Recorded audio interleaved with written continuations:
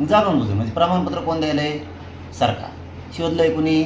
नोंदी सरकार. प्रमाणपत्र रद्द कोण करायला आहे? सरकार.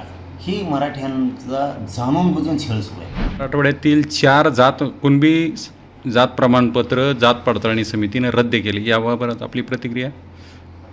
नाही, आता ते बघायला लागेल ते कशा रद्द केल्यात, काय केल्यात. काय व्हायला बरं का, सरकारच प्रमाणपत्र द्यायला, सरकारच रद्द करायला लागलं. ज्यांचे राजकीय हेवे दावे प्रचंड आहे, या राजकीय हेवे दाव्यातून जाणून बुजून अधिकाऱ्यांवरती सरकारचे लोक दबाव टाकून ते रद्द करायला लागले. जाणून बुजून म्हणजे प्रमाणपत्र कोण द्यायला आहे? सरकार. शोधलंय कुणी?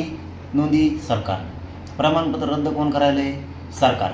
ही मराठ्यांचा जाणून बुजून छळ सुरू आहे. जाणून बुजून मराठा समाज टार्गेट केला जातो आहे, हे सिद्ध होतं आहे. कारण सरकारनं प्रमाणपत्र दिले, सरकार रद्द करायला लागले.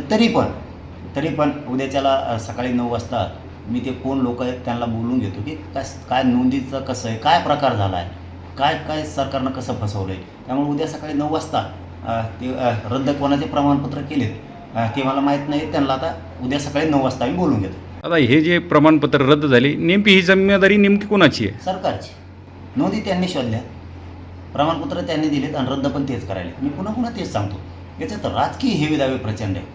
आता हे राजकारण तिकडे जळू द्या, काय मला त्याशी देणे घेणं नाही, ते रद्द केले का नाही केले का, पण यांच्यामुळं आमच्या करोडो समाजाचं वाटलं होतं यांच्यामुळं.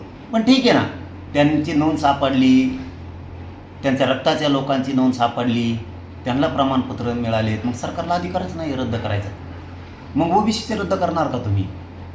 ओबीसीचे पण प्रमाणपत्र रद्द कसं का होत नाहीत? त्यांचे पण करणार का इथून पुढं?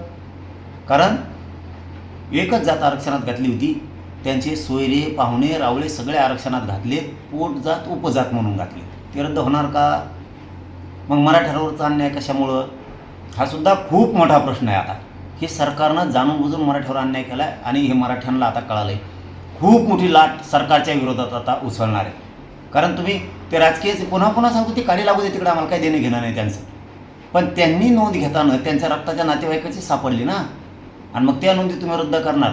याच्यात काय हेवे दावे प्रचंड आहे. राजकीय लोक अधिकाऱ्यांवरती दबाव आणतात आणि अधिकाऱ्यांकडून ते रद्द करायला लावतात. नोंदी सापडलेला रद्द कसं काय करता?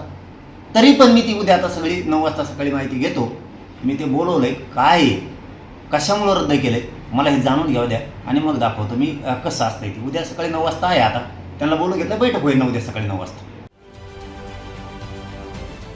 महाराष्ट्रातील सर्व बातम्यांचे विश्वासार्ह व्यासपीठ, सकाळच्या सर्व सोशल मीडिया प्लॅटफॉर्मला लाईक, फॉलो आणि सबस्क्राईब करा. तसंच सर्व नोटिफिकेशनसाठी बेल आयकॉन प्रेस करायला विसरू नका.